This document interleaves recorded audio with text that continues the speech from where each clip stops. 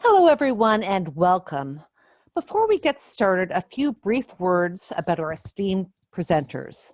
Andrea Honigsfeld is Associate Dean and Professor at Molloy College in Rockville Centre, New York, where she directs a doctoral program in educational leadership for diverse learning communities.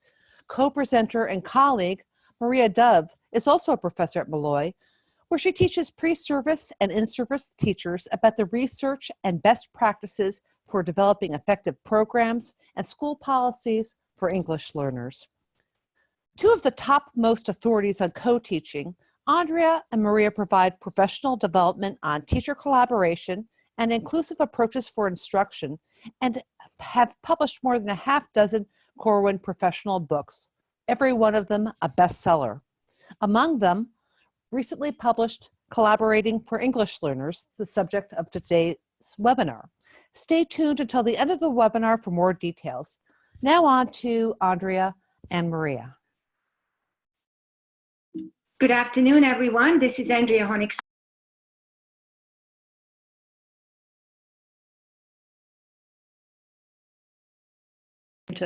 There we go. Andrea, we lost your audio for just a brief moment. Okay, yeah, we were trying to unmute, so here we are. So we're going to start sharing a little bit about our own collaborative journeys. I was born and raised in Hungary and came to the United States when I was in my early 20s, and within the New York City public school system, I was first introduced to co-teaching.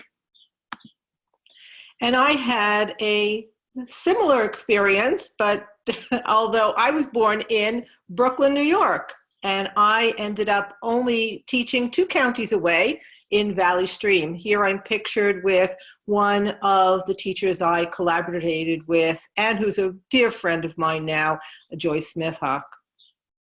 So it was mentioned earlier that we're both at Molloy College, which is in Nassau County on Long Island. And if you don't know where Molloy is, it's where the Happy Face is. And we have been working together now, Maria, I think over 15 years. It's yes. Something like that. We started out when we were babes. Yes. So we have a total of 9 publications. Yes, together. Together. Here are 3 of them that will be somehow woven into today's presentation. The first book you see, Collaborating for English Learners, is our latest book, and it's a foundational guide to the practices of integrating services for English learners. The second book, which we sometimes just call the yellow book, focuses on the collaborative instructional cycle of co-planning, co-teaching, co-assessment, and reflection. So imagine that this is the one that digs much, much deeper into the introductory level work that we're accomplishing in the first book. And last but not least is our Collaboration and Co-Teaching for English Learners, a Leader's Guide. This book we particularly wrote for school leaders to identify and share practices of collaboration and co-teaching for English learners. And here is our very ambitious agenda. So take a moment just to review what we have planned to address in today's webinar. We have about 40 minutes left to accomplish all of this. We're hoping to share with you some critical information on how to do this, how to get teacher collaboration right for the for the sake of English learners. So our first question to answer is why? Why collaborate? Why is collaboration so very essential to the instruction of English learners? And since you mentioned English learners, let's just start right there. It's all about the kids. When teachers come together, that's the #1 focus. Why are we in this profession? Why are we going to work together? Absolutely. And if we think about it, sometimes English learners are grouped as one unique group of students. However, and there is so many intergroup differences with English learners. As far as you can see on the screen, they have different levels of prior education, literacy skills in both English and home languages, and often they have different learning trajectories as well. So if this population is so complex, it almost begs for collaboration, that we can't do it alone. One teacher could not be expected to have all the skills, all the knowledge, all the technology, and other kind of resources at their fingertips. So when we put our skills and resources together, aren't we going to be more effective? Absolutely. Also, the individual knowledge of one's personal students has to come into play here. Now, another reason why collaboration is so vital is that we have noticed as a result of our research and our own practice that sometimes our ESL, ELD teachers and bilingual teachers are marginalized in schools, whereas they are the experts of language acquisition and literacy development in second language. So we really advocate for leveraging the expertise of our ESL and ELD and bilingual teachers. And our work, we feel, was very much validated by the 6 principles published by the TESOL organization. As you could see, this too puts the learner front and center. And the overarching theme for creating a successful approach to working with this population is to engage and collaborate with a community of practice. Another person's research is John Hattie's. In fact, we're often asked, what is the research behind collaboration for the sake of English learners?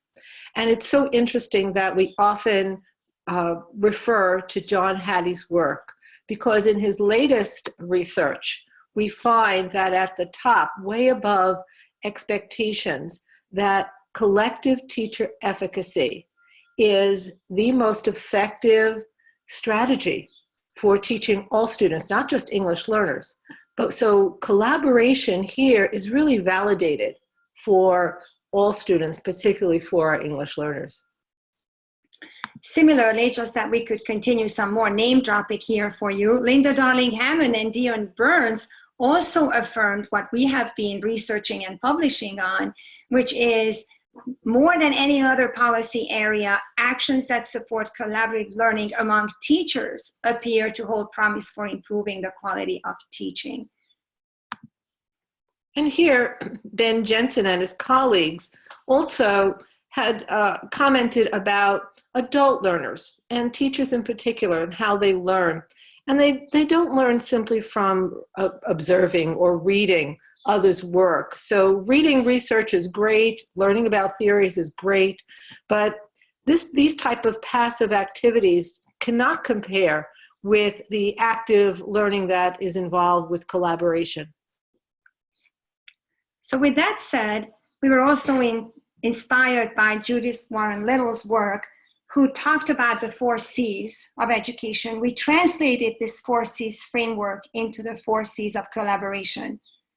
In our publications, we unpack what collaborative conversations would look like for the sake of English learners, what collaborative coaching is all about, what collaborative curriculum contains, and what collaborative craftsmanship means. And as you said the other day when we were talking about this webinar, Andrea, that if we wanted to, we could stay on this slide for the rest of the time we're together. But we're not going to do that. No. We want to share so much more with you, but this slide, this happens to be in our latest book, Collaboration for English Learners, and it's a great framework for beginning conversations about how to go about creating this as an ongoing practice for the sake of English learners. So in our new book, just recently published, we continue to unpack the types of collaboration that teachers can engage in. And the 2 major categories are instructional and non-instructional collaboration. So really, this has been the framework that we have used to explore this particular topic for many, many years. So we look at instructional collaboration as one in which teachers engage in joint planning. Now, we often say that we have seen really dynamic teacher teams who don't necessarily co-teach with one another, but they, on grade level, jointly plan their lessons together. They may separately go off and teach their lessons, but they come back together. They share how their lessons went. They revise lessons and they move forward with their lesson planning together. This type of joint planning, we find, is very successful, particularly when planning for English learners. Second is curriculum mapping and alignment. Curriculum mapping is a great roadmap for the learning of English learners in that it explores not just the content, but it also explores the language needs that are apparent from the content that is being taught. Number three, parallel teaching is a way in which what's happening, this is not a co-teaching model that we're promoting here. What we're promoting here is that what's happening in the grade level classroom or the content area classroom is reflected in the instruction in the ESL, ELD classroom, so that they're not separate and individual curricula, but that they are integrated curricula. And from joint planning and curriculum mapping, parallel teaching allows English learners to also acquire grade level content within the ELD lessons. There's co-developing of instructional material, and we find that in this practice, there are ways in which classroom or content area teachers develop their materials and resources for class. And then when they collaborate with ESL, ELD teachers, we find that those materials are made more accessible for our English learners. Number five is collaborative assessment of student work. Now, assessment always has to be an ongoing practice, both formative and summative assessment. But we find that when grade level and content area teachers come together with ESL, ELD teachers, that they examine student work from really two lenses, from the content, the demands of the content, as well as the demands of the language that students are acquiring. And last but not least is co-teaching. Co-teaching is just one part of collaboration that occurs among teaching pairs or teams. And you see on the flip side, we have also identified a number of non-instructional collaborative practices. We have heard on Twitter that some of you are sitting together in your professional learning environments and actually practicing number one, which is joint professional development as you are listening to this webinar. So kudos to you. Send us a tweet if that's your case. Teacher research is another way that teachers collaborate and collect, analyze, and respond to student data, which is again connected to number three, preparing for joint parent-teacher conferences, writing report cards, offering feedback to students and families. And finally, think of any other ways that teachers can collaborate to participate jointly in extracurricular activities.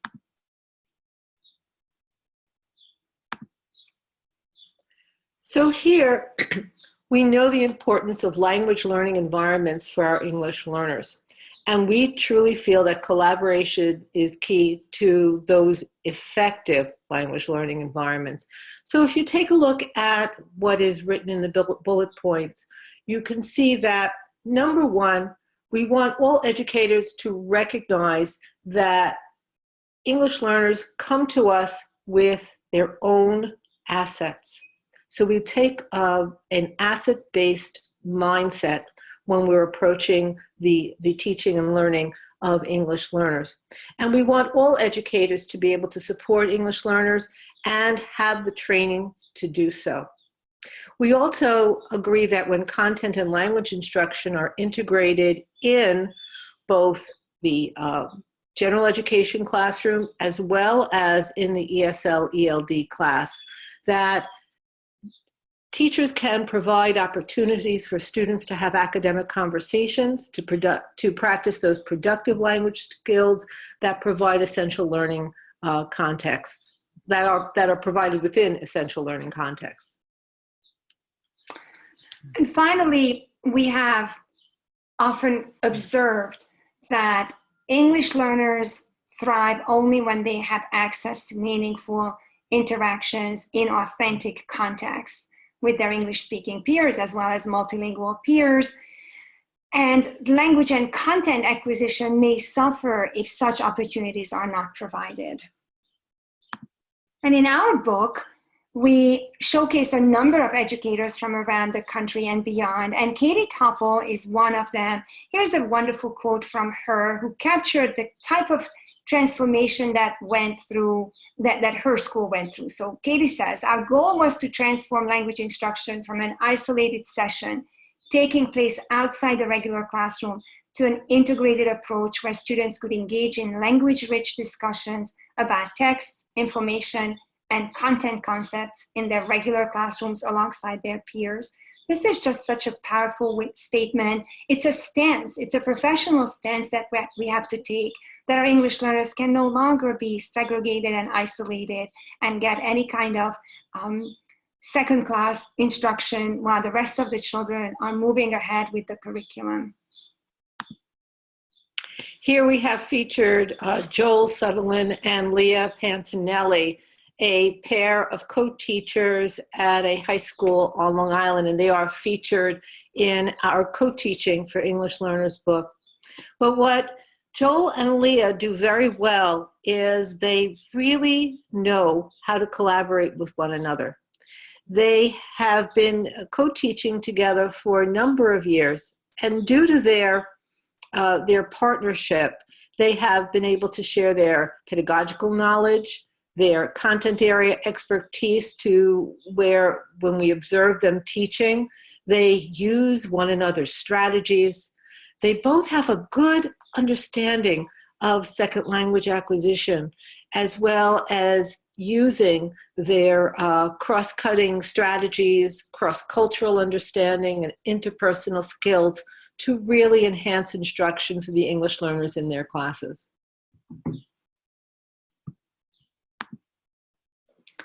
So this is one of our favorite set of mottos. If teachers have more opportunity to interact socially, they build friendships. However, if teachers have more opportunity to interact professionally, they will build partnerships. We often tell colleagues, administrators, coaches, how many partners can you have in a school setting? And of course, there are lots of teachers who collaborate, but the essence, the core of true collaboration is to turn those partners into partnerships. So what is effective collaboration? Take a moment and read what's on the screen. This is one of our definitions in our Collaborating for English Learner book on page 109. And think about, where do you see the most essential information in this particular definition? What stands out for you?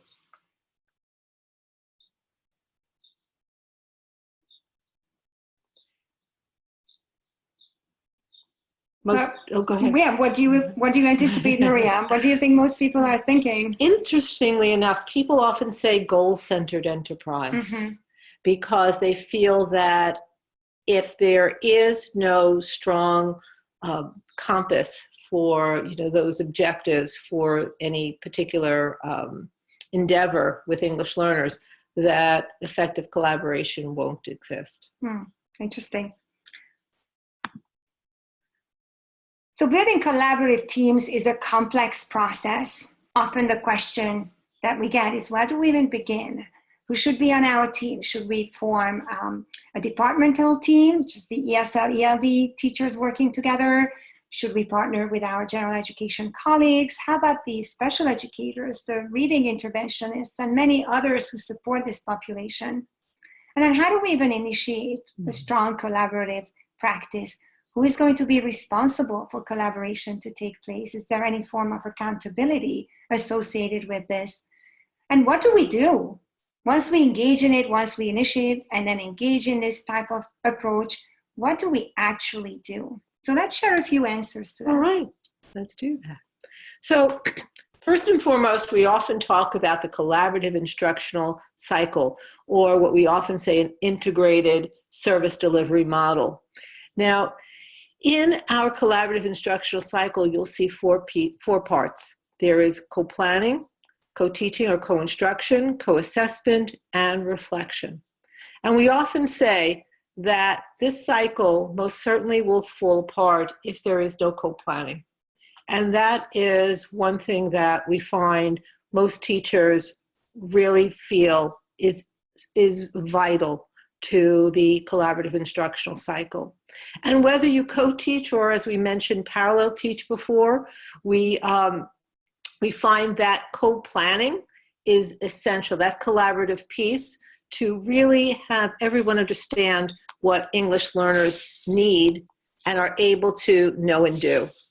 Co-assessment, we mentioned co-assessment before, the ongoing assessment, both formative and summative assessment, to provide not just how English learners are doing in the content, but also in language acquisition, as well as reflecting, always reminding one another to reflect on how their instruction is going and how students are learning. So more recently, another motto that we keep saying is you can co-plan without co-teaching, but you cannot co-teach without co-planning. And you can't co-teach without co-assessing and reflecting. That's right.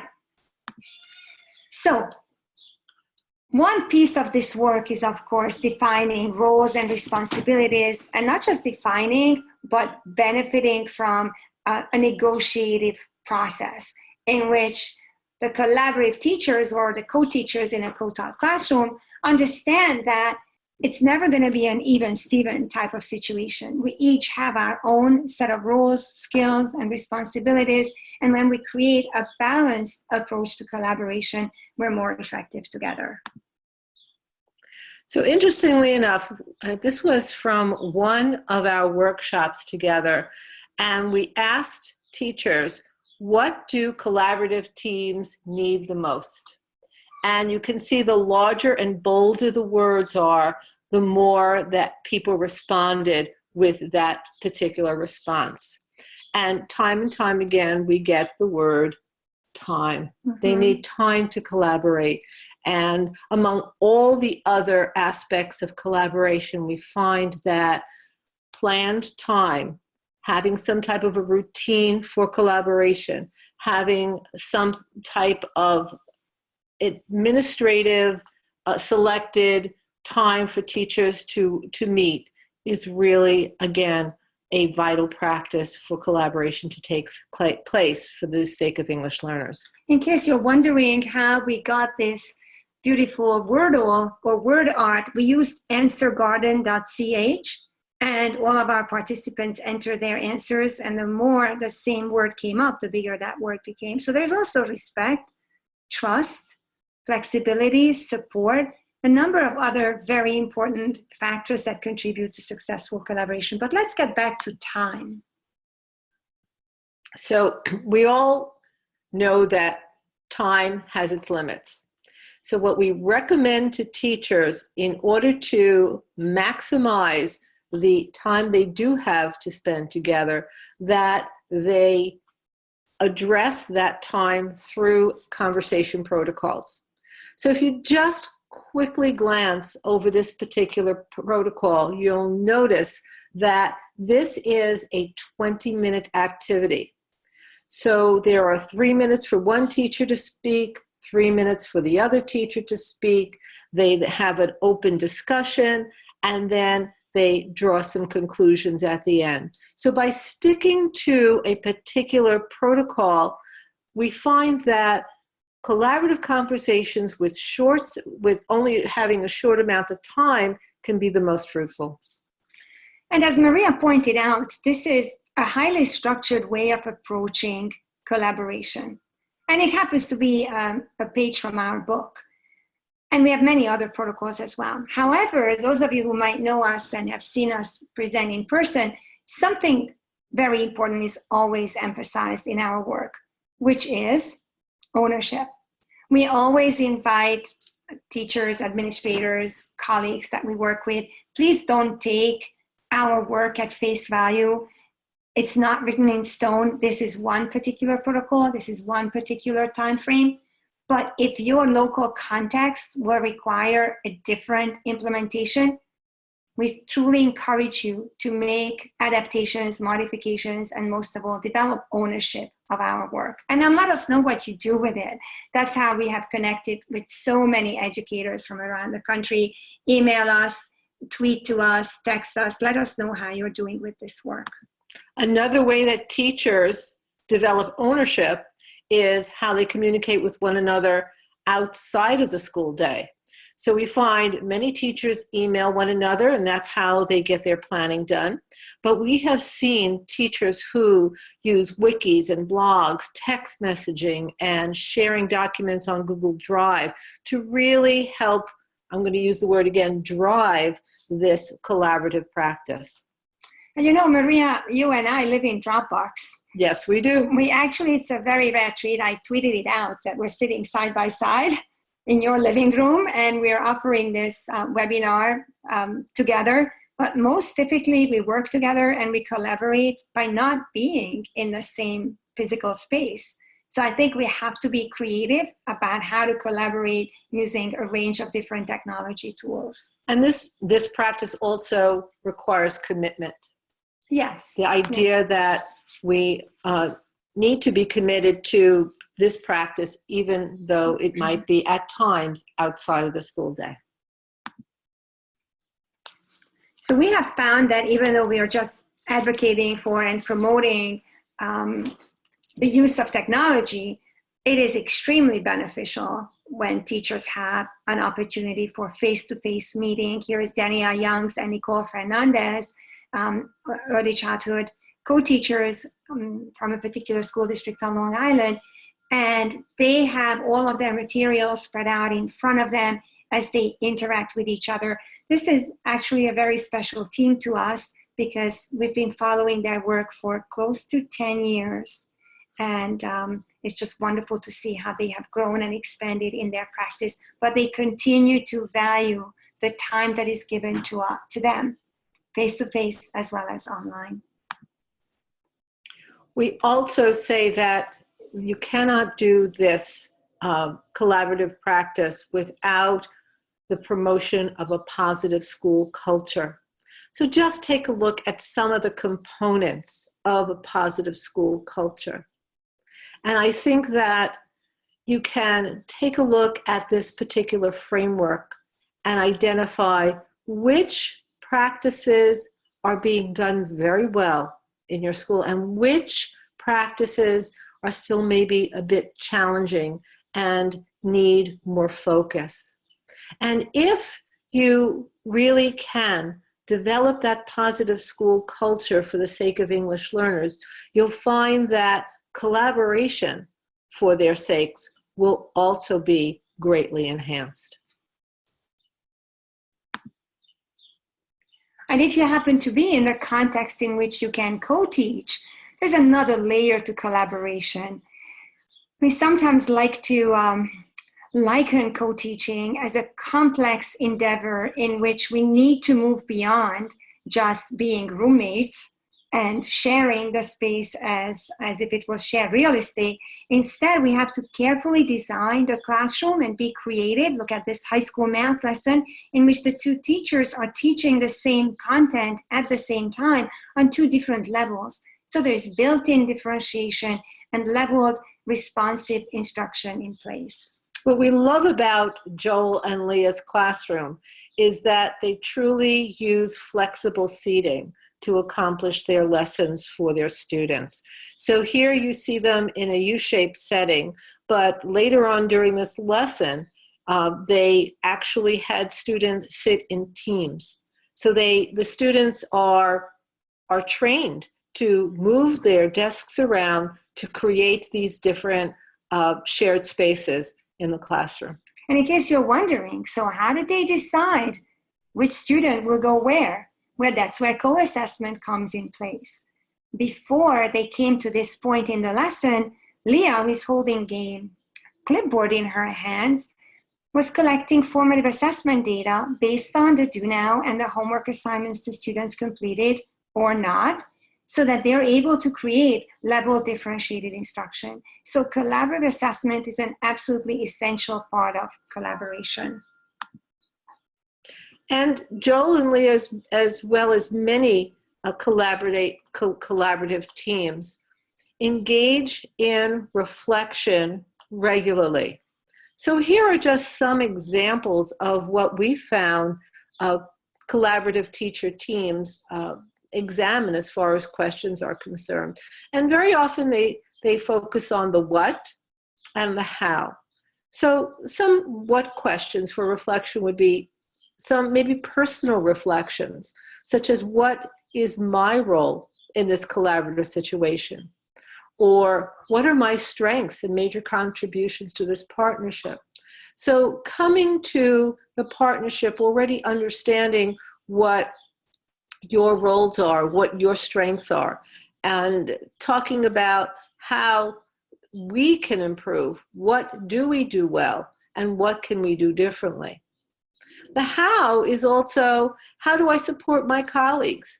How do we impact our students' language acquisition as well as academic, social, and emotional development? And again, how do we collaboratively make a difference? And would you say that this is hard work? Oh my goodness, it really requires teachers to be able not only to reflect, but to have that honest talk. Yes. To really understand who they are, and also be able to share that with their colleagues, to come to a collective understanding of their students, as well as to plan to move forward accordingly. Absolutely. So another big shout out to our Twitter pals and mentees, ReadySet Co-Teach, consisting of John, Allison, and Ashley from North Carolina. They have a case study in chapter 9 of our book, which we call Portraits of Collaboration, along with many other very successful, innovative, collaborative teams from around the country. So we wanted to just give you a big shout out. Thank you for your creativity, an example of which is on the next slide, as well as your commitment to professionalizing collaboration.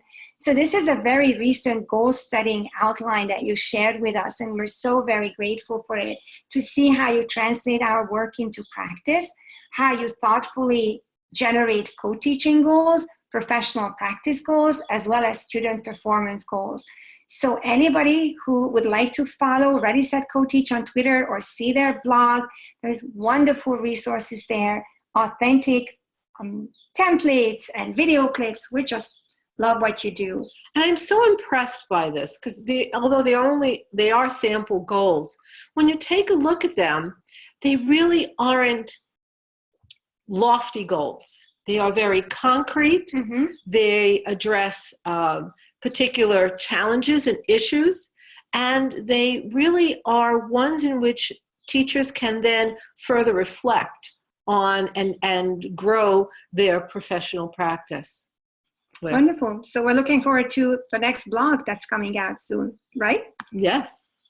So let's just go back to basics. How do we get started with a collaborative approach? What are some major components of becoming successful with this type of instruction for the sake of English learners, or for that matter, any subgroups of students?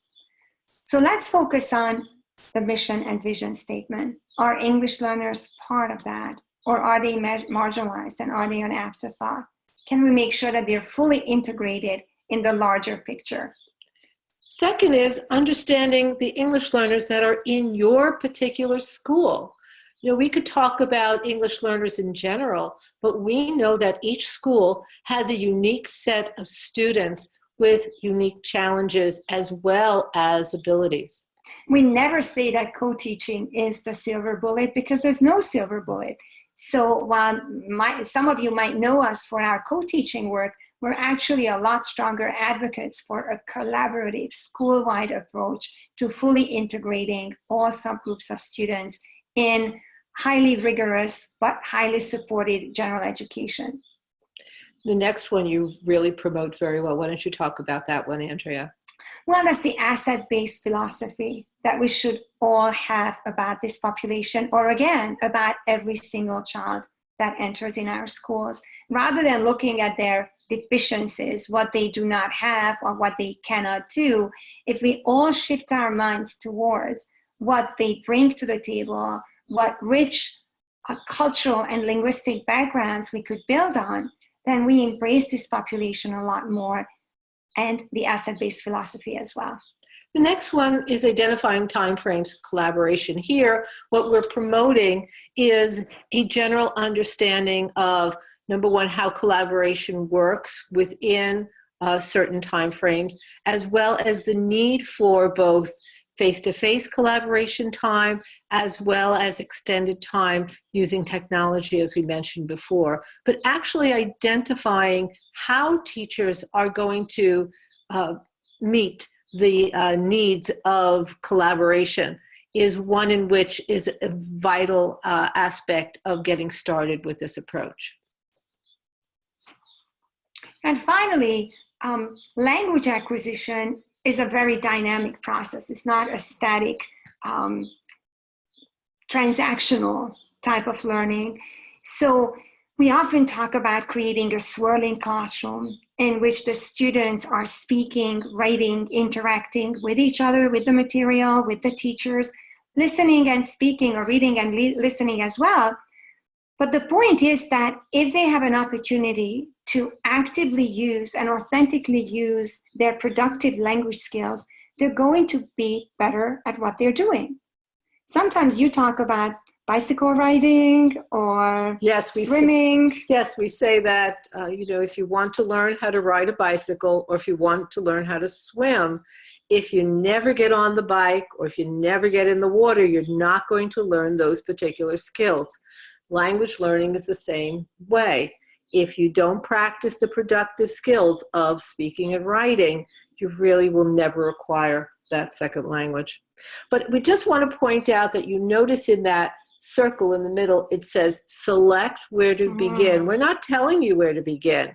We're telling you that any one of these points is a jumping off point for getting started with a collaborative approach. So again, Maria, I think you're emphasizing that in our work, we truly celebrate innovative, unique approaches. Our work is not prescriptive.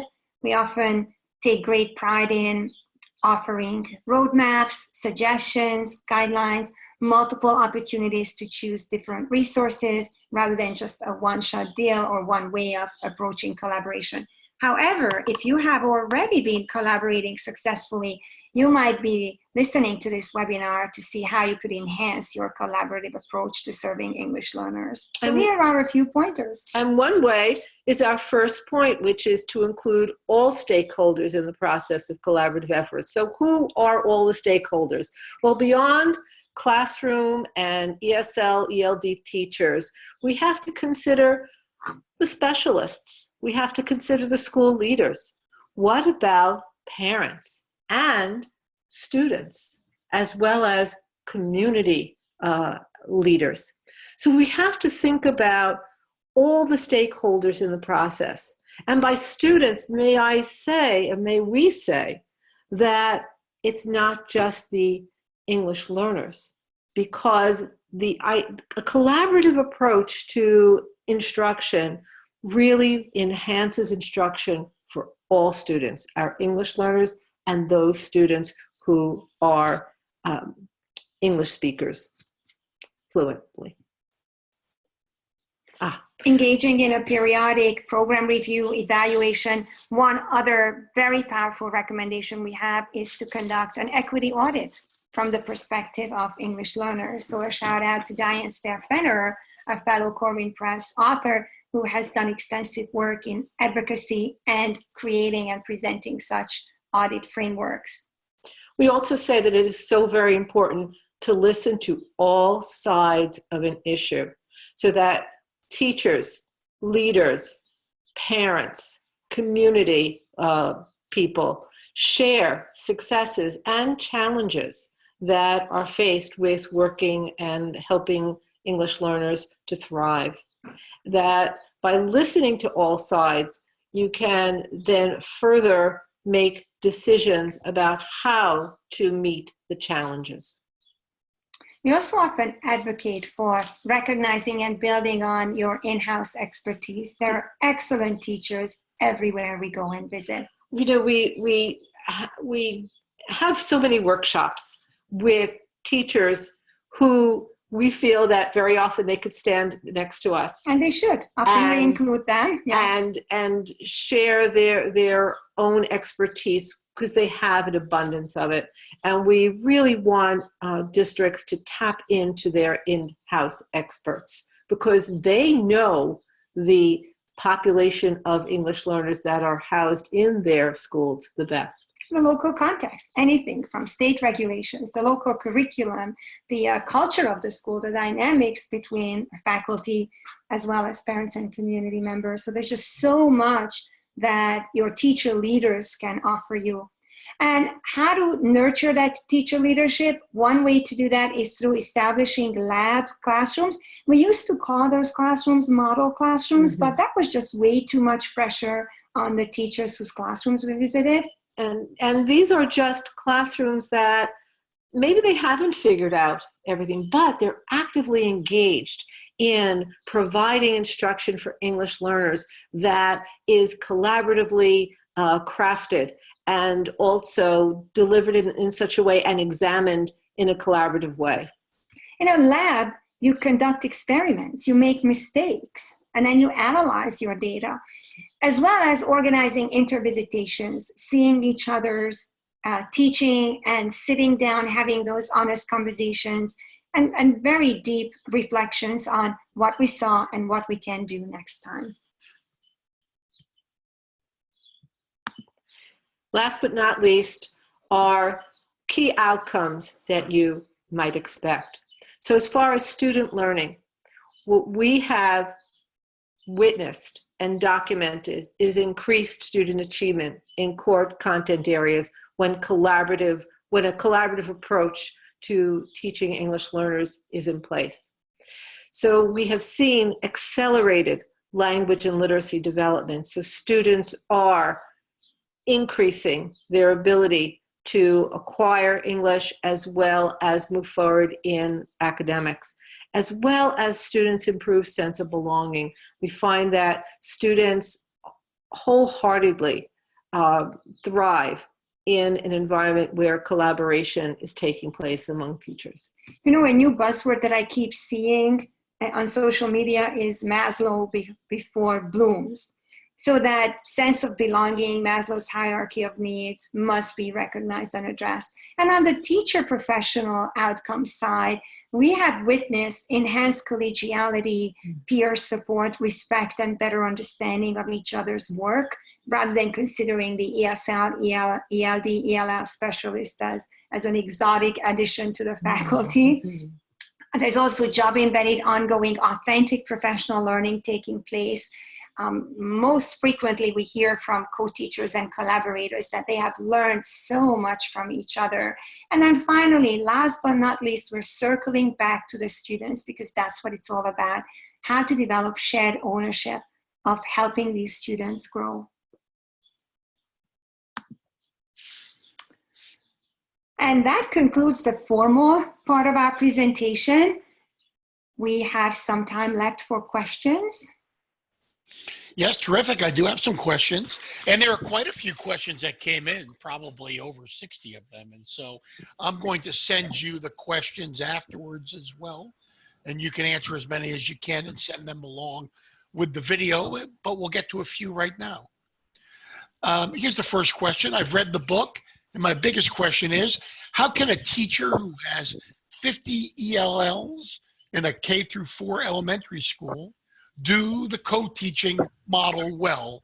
I have to work with 20 classroom teachers, and I'm not sure how to do that using the co-teaching model as just one person. That's an excellent question. We have had teachers ask this question when they have many different partners, as Andrea mentioned before, but are not able to form partnerships because of the many teachers that they work together with. So one thing we often mention is that you can't have that many partnerships, but are there one or two teachers that you can start to build partnerships with, so that you're moving from that push in, I'm going to just support students, to having a couple of classrooms where you're going in and actually co-teaching, where you're developing those lessons together instead of being just the assistant. But I'd like to go back for a moment, because this is the time to advocate for some school level restructuring. If I heard the numbers correctly, we're talking about 20 classrooms for 50 English learners in a K-4 setting. That's 5 grade levels. It seems like, even though we're obviously not familiar with the with this situation, it seems to us that the English learners are evenly distributed across 20 different classrooms on 5 grade levels, where if the school was restructured and allowed for student clustering, then co-teaching and partnership building could be so much more effective. So this is something that we would recommend at the leadership level and also at the teacher leadership level, to advocate for fewer classrooms where a larger number of English learners, not just 2 or 3, if the math is correct here with this particular case, but up to 6 or 8 English learners are clustered, so the co-teaching could be a lot more meaningful. Terrific. Thank you. Let me give you another question. Any advice to light the fire in other staff members that may not be so open to the asset mindset? Well, how do you do that? It's changing hearts that you're asking about, changing minds. We could certainly assign wonderful books and articles to read, but how do you change hearts? How do you change mindsets? It's one way to do that is truly seeing the child or the children as individuals, developing empathy for where the children came from, and celebrating what they can do well. We actually challenge many of our workshop participants with something that they look at us in total shock. We tell them, please learn 20 sentences in every language that's spoken in your classroom. Switch the power structure around and become the learner, and allow the students to be the knowers. It changes everything. And the relationship building, partnership building happens between the students and families and the teachers, as well as teacher to teacher, through this simple linguistic challenge. Another resource we often point to is a short film called Immersion. It's available on YouTube, and it's about a 15-minute film. And it follows a young boy, a 5th grader, through his day at school, starting with breakfast with his family in the morning, and how his experience is with taking his first standardized test. And we see this child as a very capable student, and what he's missing is just the language to connect his thoughts to. So it's another way we often try to reach people's hearts, instead of their minds. Terrific, thank you. Here's another question. So which model would you recommend? Co-teaching between a general ed teacher and ELL teacher, or co-teaching between two ELL teachers in a pull-out classroom? That's an interesting model. We have actually seen in a general education class, we've seen in Brooklyn, New York, actually, it was 1 grade level teacher with 2 ELL teachers. and they all coordinated their instruction. We have seen 3 teachers in the room, sometimes a special educator alongside an ELL teacher and a grade level teacher. I think the most important thing is that how are you coordinating the instruction with grade level standards, objectives, goals, and assessments? If you have a pull-out program and you're co-teaching with, if there are 2 ELL teachers co-teaching, that could be a fabulous use of 2 teachers in a classroom. There's no one way to do this. We often say, pilot the program, identify the successes and challenges, showcase it, and then move forward from there. As you could hear, Maria was not going to commit to one way or another, because this is very much our shared belief that local context and ownership is critical, and we would not want to prescribe, especially if we're not familiar the nuances and the intricate details of a particular context. So we might be talking about an international context in which a native English speaker and a non-native English speaking local educator collaborate. So there are just so many ways of thinking of collaborating and co-teaching. So as Maria said, there's really not one right way of approaching it. The critical point is establish your goals. Just ask, why are we doing this? Why would we want to go in this direction? And as Maria suggested, collect data, monitor your progress, and pilot it. And at the end of the year or at the end of the implementation period, have honest conversations about whether it was worth it or not. Thank you. You know, once a collaborative partnership has been established and is strong, how do you suggest collaborators or co-teachers continue to push themselves and grow together? In other words, what advice do you have for veteran co-teachers? Although the partnership may be a veteran partnership, each year you have different students. So if you have different students, they're going to have different needs, different challenges. So you have to consistently, what we say, use the collaborative instructional cycle of examining what you did last year, but continuing to co-plan to hone those lessons. Looking at the present students and see what their needs are through your co-assessment, and reflect on how to best serve the students that are in the classes that you have right now. Also take on leadership role. Become a mentor, become a coach to other teachers in your building. So just because you feel that you have achieved a very high level of competency in a particular skill or knowledge, such as co-teaching and collaboration, let's not stop there. In the spirit of collaboration, let's continue sharing and collaborating and passing on what you have mastered. Thank you. Let's see. In what ways do the social aspects impact the ability and success of co-teaching? I ask because I've seen some teachers that have not been able to effectively co-teach because they have difficulty getting along with other teachers. Oh, absolutely. So the interesting thing is that when Maria and I first started this kind of work, we focused so much on the pedagogical skills.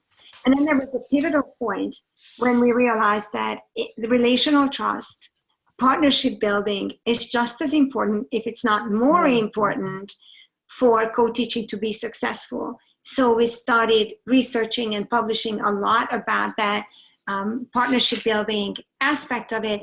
And often one recommendation that we have for co-teachers is take the time to get to know each other and complement each other every single day. We sometimes even challenge our workshop participants and tell them that we're going to assign some homework for you. And that first assignment is going to be that every day you find something that you could celebrate in your partnership and compliment your colleague. So we have to win hearts over before we can win minds over. And we find that simple act, just one compliment, starts to break down barriers. And once barriers are broken, then trust can build. We often, tell many different stories. I had one co-teacher who was particularly difficult until she saw me in another class and realized what I could do. It was interesting because when she saw one thing I could do, she started asking me what else I could do.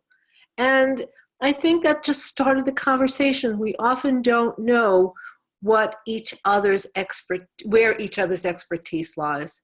So sometimes it just takes time to break those barriers down. And sometimes we have to admit those barriers may never be broken.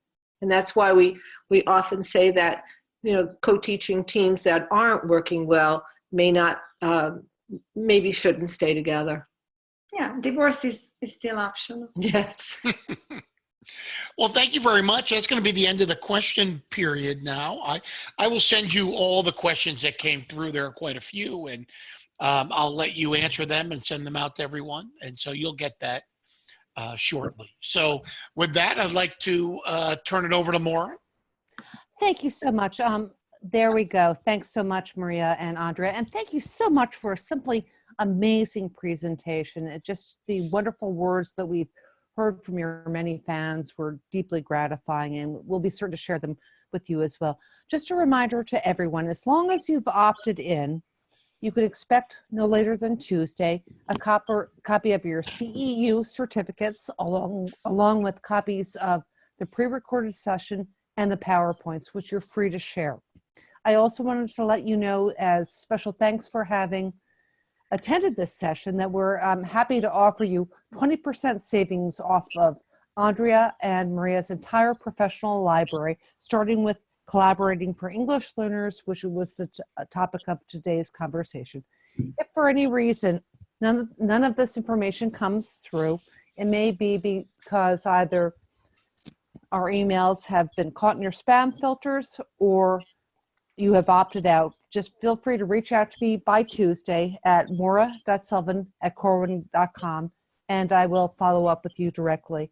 And if you have any questions about the professional development services that Andrea and Maria offer, feel free to reach out to me as well. But thank you all for attending, and thank you, Andrea and Maria, for a simply magnificent session.